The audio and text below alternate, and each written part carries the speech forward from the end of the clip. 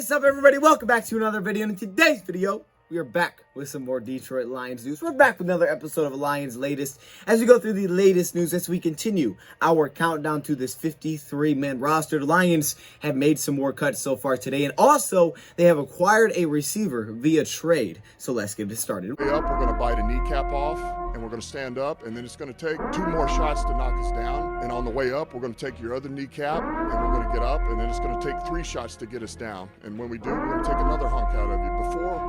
Before long, we're going to be the last one standing. Welcome everybody to a video. Glad you guys are here, and I'm excited to be back with this one because we're going to be talking about a player that the Lions brought in. Not just players that we cut, but a player the Lions brought in through a trade. All right, so I'm super excited. I just got done watching back his preseason games, which is why this video took a little bit longer because I wanted to peep him out, you know, see what he was doing. And I'm pretty excited after watching his preseason. I was like, okay, dang, this dude looked pretty darn good. But we'll talk about that. However, I want to start with these cuts. Now, the Lions are not down to their 53-man roster. The cuts are going to happen until 4 p.m. Eastern time today. And there's a lot of young guys still there, like your Sage Surratt, Javon McKinley. There's a lot of young guys that are still here. Sure, a lot of them are going to get cut. They're just making decisions because the Lions are keeping a lot of young guys, it seems. So the first player, maybe the most notable player, is Jelani Tavai. Yes, Jelani Tavai has been released after really 2 seasons with the Detroit Lions, kind of 3 because it was like training camp as well. And this is unfortunate that, you know, this second-round pick only lasted a couple years with the Detroit Lions. He came out, he had a very strong rookie season in 2019 playing inside linebacker in Patricia's defense.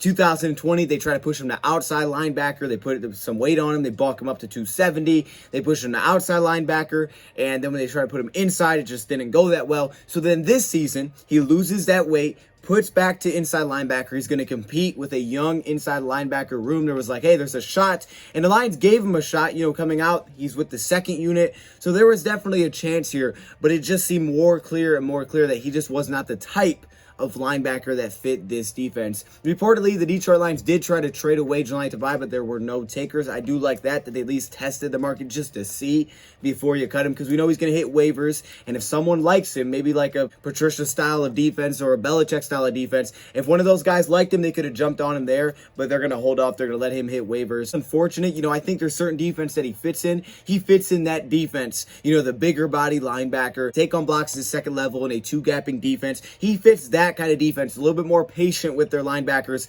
This defense is different. Just compare Derek Barnes to Jelani Tavai. They're like complete opposites. Just shows you the kind of linebacker this defense needs and the kind that Tavai is. Tavai is a pretty smart linebacker that can run the middle. You know, he can call things. He's a very good communicator. Notice how he plays in the run game, right? Does he attack downhill? No, he's patient. He kind of waits for the block. It's just it's kind of the mentality as a linebacker that I've seen it many times in the past. It just really stinks because, you know, second round pick, it's like, dang, man. But, you know, this is why you got to keep consistent regime. This is why you have to, you know, keep the coaching staff. You have to find success, because if you have to keep restarting, you lose draft picks, basically. He wasn't super fast in the open field with those responsibilities. As a blitzer, it wasn't the same kind of blitzer as a Barnes was, things like that. I gave him credit. You know, he tried. He's done multiple things coach have asked him to, put on 30 pounds, lose 30 pounds. He's tried to make it work. You saw the same thing happen with Jarrad Davis with the New York Jets, right? Jarrad Davis goes to the Jets now. He's going to be able to play their Mike linebacker with us.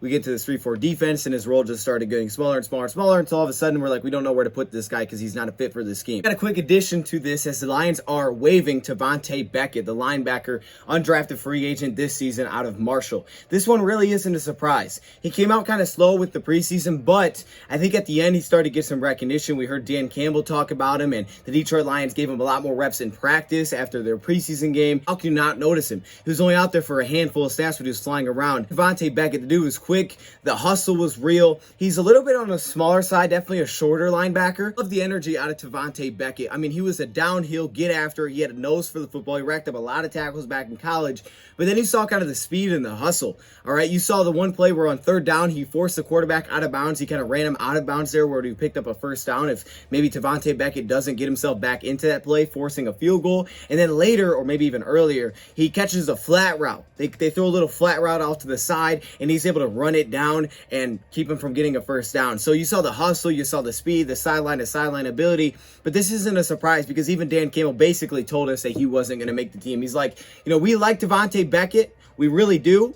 But he just needs another year in our program to basically go through the strength and conditioning, get a little bit stronger, pick up this defense. He just needs that. Beckett has been cut, But if the Lions can get him back on a practice squad, I guarantee he will be back on this Lions practice squad. And he's a player that maybe next year we see some more snaps from, or possibly this year if we need him. I hope we don't. Hopefully we see you back soon, Devonte Beckett. But another one here, Darren Paulo is released from the Detroit Lions, the backup offensive tackle. And now with no Dan Skipper, no Terrell Crosby, and now no Darren Paulo, it definitely seems like Matt Nelson is a lock to make this roster, but he's really the only backup tackle that the Lions have. So we can expect the Lions to look to try to add someone else to this unit. They could go in with one backup tackle, but I would think they would add another one. I think you usually like to have two backup tackles, but we'll just have to wait and see. One thing that they do have going for them is that Big V can play tackle. So if there was some kind of thing where you needed tackle, you could put Big V to tackle, and then you could slide one of these guys up to guard, like a Logan Stenberg or possibly a Tommy Kramer if he makes it. See, yesterday it seemed pretty light on the guys that were available. We talked about Andre Dillard a little bit, but that would probably come, and it would have to be a trade. I wouldn't say this is a super big surprise. He didn't really stand out in any of the preseason games, and it seemed like he was behind Dan Skipper, and he was behind Matt Nelson. I mean, really, our backup offensive line did struggle, but it came along as preseason went on. Specifically, the backup tackle position, we had issues early. The one thing is Matt Nelson did come along late, and he picked it up towards that last game. He had a really strong last game. Week 2 was not very good. And same thing kind of with Skipper. You know, he started to pick it up, but the injury kind of got him off the roster because he got carted off. Our quarterbacks were getting killed, and that happened to Crosby even though it was limited reps. So availability is going to be important, but also we just need some help there. So adding new guys to compete, I have no issue with there. I think the surprise one was more Terrell Crosby yesterday, so that means the Lions will probably look to add some offensive tackle help at some point, whether that's through these waiver claims. After they get their 53-man roster, they may add someone. They could, you know, there's a lot of different things that they could do. They don't have to do it right now to add that help. Next up, we have defensive lineman Bruce Hector. Now, Bruce Hector's played well really throughout the entire preseason. I mean, he's played really well. When the Lions brought him in, they had some defensive lineman injuries, so they were just bringing in some more competition. But him, Miles Brown, who's released yesterday, but him as well, they played really well. And Hector impressed me because he was a very smart defensive lineman. He picked up on things quickly. He was only 276 pounds, but I thought he played much bigger than his size to give you some, run stop ability. But he was also definitely a pass rusher. He fit this defensive line of getting downhill, getting after. This is a defense that's built for defensive linemen to rack up the stats. We've heard all the players talk about it. That's just a scheme. It's the nature of the defense. We talked about it in the offseason. And Bruce Hector came in and he played at a very, very high level. The unfortunate thing for him is that's not a position where it was going to be easy to win a role. Defensive line is deep. Yeah, defensive line is deep this year for the Detroit Lions. You go out and you draft back-to-back defensive linemen. In this, you're drafting Aleem and Levi. And then, of course, you have guys like Deshaun Hand. Jayshon Cornell comes back and he was balling out. Kevin Strong stepped up. I mean, it was just tough to find a spot. He would have had to jump somebody like a Kevin Strong, like a Deshaun Hand, like a John Pennicini. He would have had to do something crazy like that, and he just wasn't able to do so. He doesn't get picked up, which is, there's a very good chance that he will. I would love to see him back on our practice squad to hold him throughout the year. And, if we ever need him to throw up to the active roster, I'd love it because I know that he'd be ready to go. Shout out to Bruce Hector, man. The dude battled, and I'd love to see it back on the practice squad.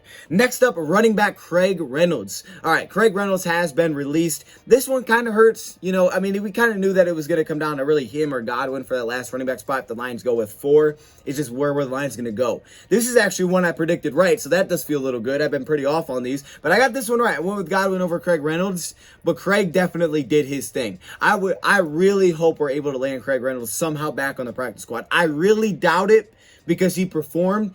And even in that last game, man, he didn't have the numbers, but there were opportunities to break some plays. He just was unable to do it like he was able to in the first couple of games. The Lions kind of had him at the bottom end of the depth chart, and unfortunately for him, Godwin really came on strong in week 2 and really week 3 when he didn't have that statistical production. Even though he made a great play off the screen, Godwin started to step up. The Lions started to really like Godwin. It was just that battle on which way they wanted to go with it. I'm guessing if they go with 4, it's going to be Godwin who makes that last running back spot, but it was just between those two guys. We said in the cut video, if the Lions cut him, you just lost a really, really solid running back. That he's going to be picked up by somebody, Netflix.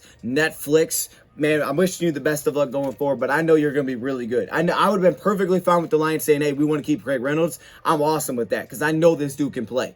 Godwin, he showed some things at the end, showed some fight, showed some heart, made some big plays. So I think he did earn a spot. Fortunately, we have a deep running back room where it actually looks pretty darn talented because we've been getting a lot out of these guys, and it actually looks like, wow, we have good running backs. Like, we have actual running back depth. Cutting a guy like Craig Reynolds never would have probably happened in the past couple of years because our running back group was just not that good. That guy would have been probably getting starter reps, if I'm being honest with you, when Swift went down and things like that, because that's just how well he played.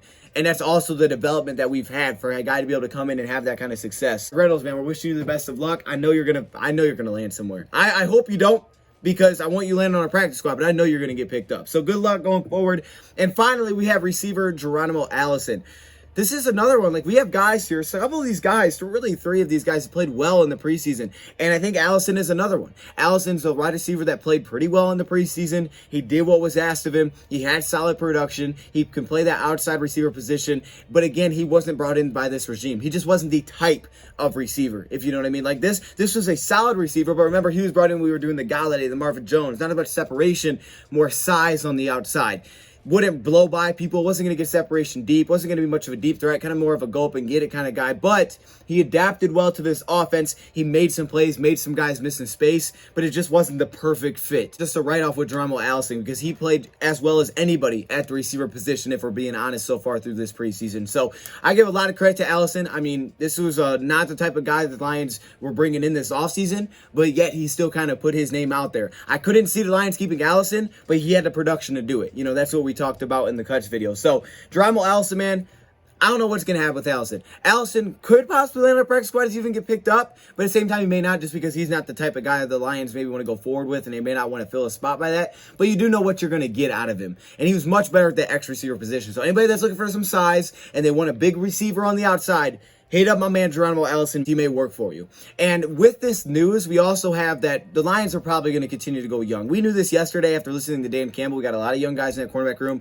And the last couple of days, Jerry Jacobs' post on Instagram, and he's had a lot of things out there, a lot of happy things. And Bobby Price put it out there. His post definitely seemed like he made the team. Like, the Lions were like, hey, dude, you're going to be on this 53-man roster. But there's also a chance Jerry Jacobs makes it as well. The Lions currently right now have, I think, they have 8 cornerbacks on the roster right now. They still have Roby Coleman and Elder. There's a good chance that at least one of them gets cut. If they both get cut, then we're down to 6, and you could be looking at really young. I think one of them will probably make it, but that would mean you would have to keep 7 cornerbacks at that time if you wanted to go with both of the young guys. So we'll see how it plays out. Definitely seems like Bobby Price is in his special teams ability, but Jerry Jacobs is a really interesting bubble name for me because he can play some slot, played some outside. He impressed early in camp, and honestly, he impressed throughout camp. I'm not even going to say early. Yeah, he had the pick, but he played pretty well throughout camp.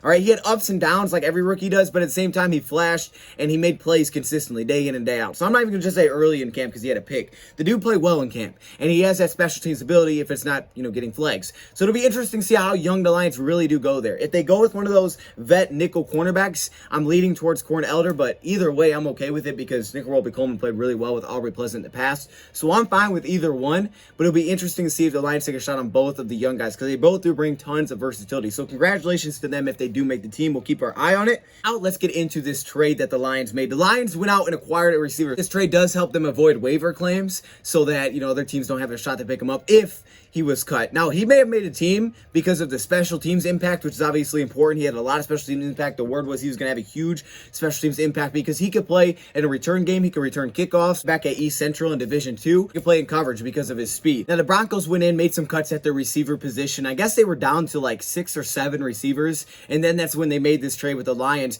And with this trade, they took what they got in return basically and kind of flipped it and added a linebacker. So they got help at a position that they felt they needed because their receiver position is actually really good. I mean, we know about the 3 starters, Jerry Jeudy, Cortland Sutton, KJ Hamler. Like, they have a good receiver unit. And even behind that, they're pretty solid. So this wasn't a surefire he's going to make the team. Right now, they're at 6 receivers, so they had 7 before they made this trade because they traded him after they made a lot of their receiver cuts. So there's a chance they bring someone back that they already cut to their roster. 2 years he's been on the Denver Broncos practice squad, so we haven't really seen him get into game action. This preseason he showed up and he played well. He's have traded for receiver Trinity Benson from the Denver Broncos. Okay, I just realized I haven't said his name yet. That's Trinity Benson wearing the number 12. This is a 5'11", basically 180-pound receiver. He gives me some Khalif Raymond vibes, if I'm being honest, because he's not the biggest guy, but he gets a lot of snaps as the X receiver position, times the Z receiver. Every once in a while he'll slide into slot because he has that versatility, but usually he'll kick other guys inside when he comes on the field. So kind of gives me some Khalif Raymond vibes because he may be a little bit undersized, but he gets a lot of the snaps on the outside. He's a little bit taller than Khalif Raymond, but he has a lot of that sudden twitchiness, quickness off the release, down the field, route running, breaks. This isn't a big guy like a Brashad Perriman. He's not as fast as Perriman, but he's definitely an athlete. He got Trinity coming out of college and looking at his pro day numbers. He ran a 4.44 40. I know there's a lot of 4s there, but he's definitely pretty fast down the field. He's more of a quick, sudden, twitchy player, though, from what I see, but he does have enough long speed for drags, things like that over the middle. 40.5-inch vertical. That's very impressive. I think it was going to be top 7 in receivers that came out that year.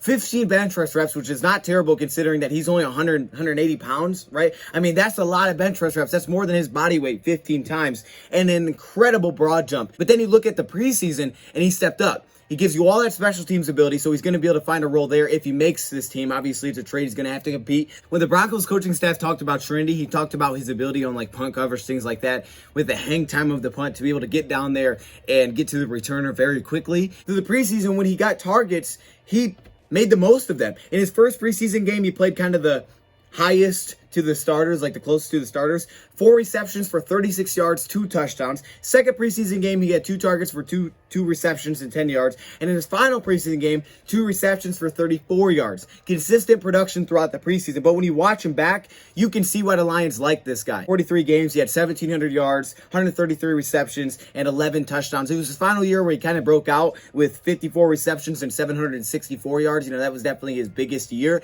But then there was also that kick return ability. No, I don't see him being a starting kick returner for the Lions. He averaged 18.3 yards per attempt back in college. But like Khalif Raymond, he has that ability. So let's talk about what I took away. And again, this was limited sample size because only the preseason, they only play like a quarter or a couple drives.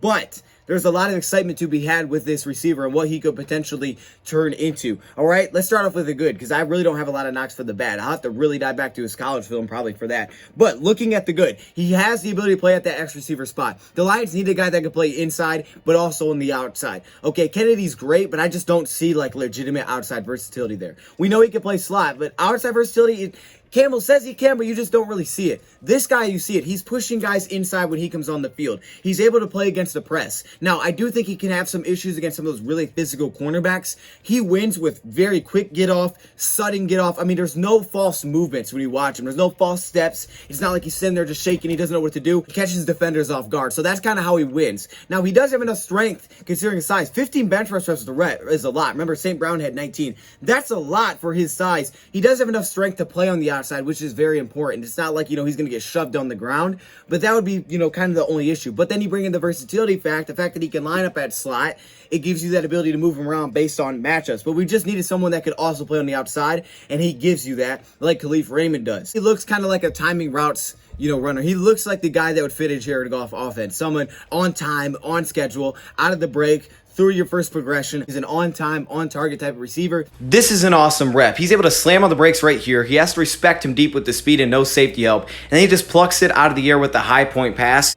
That has showed really good hands, showed going up in the air and getting it twice in the preseason, snagging it out of the air. But what I like is he consistently got separation. From wherever he was lined up on the field, wherever the route took him, consistently got separation. He actually drew a pass interference in his last preseason game because he was running kind of like a corner route, and he was getting held the entire time because he was so quick in on his breaks. He gets low, slowed down to make cuts. I really like watching his release. He's got a really good release. And in his first preseason game, he caught those 2 touchdowns in the red zone, but he just gets a lot of separation. He gets it quick, and he seemed to have good hands. I didn't see him drop any passes. He looked pretty natural going up and getting it. You get some St. Brown vibes in the way that he goes up in the middle of the field, but also finds a way to avoid contact. We know St. Brown, he's willing to take the big hits over the middle. And you see this guy too. I mean, he's not afraid to leap in the air, use that vertical. Hey, you got a great vertical. How about we use it? Get up in the air, not afraid to take a big hit, but somehow he contorts his body to avoid hits and come down with the football. And I also like that he catches everything with his hands. That's where a quarterback's going to be confident throwing to you when you're catching everything with your hands, even if it's not right at you, because not every pass is going to be perfect. They're going to be,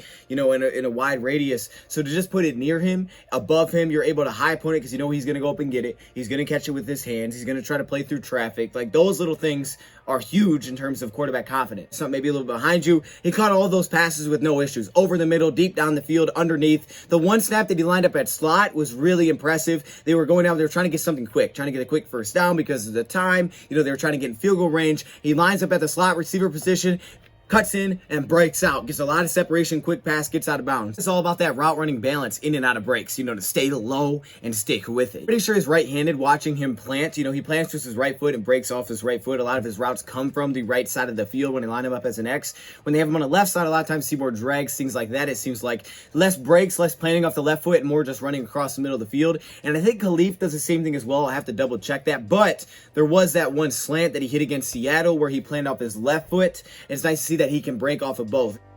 This is just a slant route, but there's a lot of good here. You see body control, you see setting up a defender, and you see him plant off his left foot, which is probably his opposite foot. He's at the X receiver spot here on the line, no tight end on his side. Watch him set up the defender and bam, plant that left foot, which is nice to get some space. Now it's going to be zone coverage, but you like to see the body control after this catch. So watch him with his hands get down. Now he doesn't dive on the ground. He's able to stay on his feet and then avoid the defender. That's great body control to pick up about 5 yards. Not as clean and crisp as it is when he does it from the right side, but it looks like there is a little bit of ability there to slide to both sides. So I would mention this. I wouldn't say it's an issue because I don't know if it is, but I didn't see him have to go down and scoop anything off the dirt, catch low passes, so that'll be interesting to see. He's not the tallest guy, so it should make it a little bit easier. We just didn't see him have to do that. We've seen that have to happen with some of our receivers, and some had issues with it, some were good at it. It was like that little shiftiness that you see, and a lot of times those slot nickel corners, they're a lot quicker out of those breaks, so for him to be able to get separation from that spot was super impressive. Issues that I noted with his game from what I saw through the preseason was his blocking was a little bit, suspect. That's what I wrote down. His blocking wasn't fantastic. Some of that was not being able to stay connected, drive players back. Actually, the blocking side rather than showing the effort. I mean, he would give the effort, but sticking with blocks, that was kind of an issue. Really didn't drive guys back. He would try down the field. He just wasn't a fantastic blocker. He may lack some size if you're getting really physically pressed at the line of scrimmage, but he played a lot of the X receiver position. He can play Z as well, and he can play slot. So he gives you all 3 spots on the field. You can put him wherever you want based on matchups. But a lot of guys, they struggle to press against him because he was so quick off the line. So if you press against him and he beats you off the line, you have no help over top, then you're gone. So you need that safety up over top. See a ton after the catch as well. I'm sure you can make guys miss after the catch when you just watch how he runs because there is a lot of quickness to his game. But yeah, I like this. This is nice. And this is the thing about Brad Holmes is that if he wants somebody, he's going to go get him. That's what I love so far. If there's someone that he really wants, but he's not completely sure, he's willing to go get him. We saw it with Derek Barnes. Now we're seeing it here with the receiver, not waiting for claims. And it's like, we didn't get him. Okay, we'll get someone else. No. We want this guy. We feel like this guy works. This guy will compete. He had a good preseason. Let's go get him. Let's not even risk our time with the claims. Let's not give up something crazy. Obviously, there's limits to this. You can't give up insane things because they are trying to build through the draft.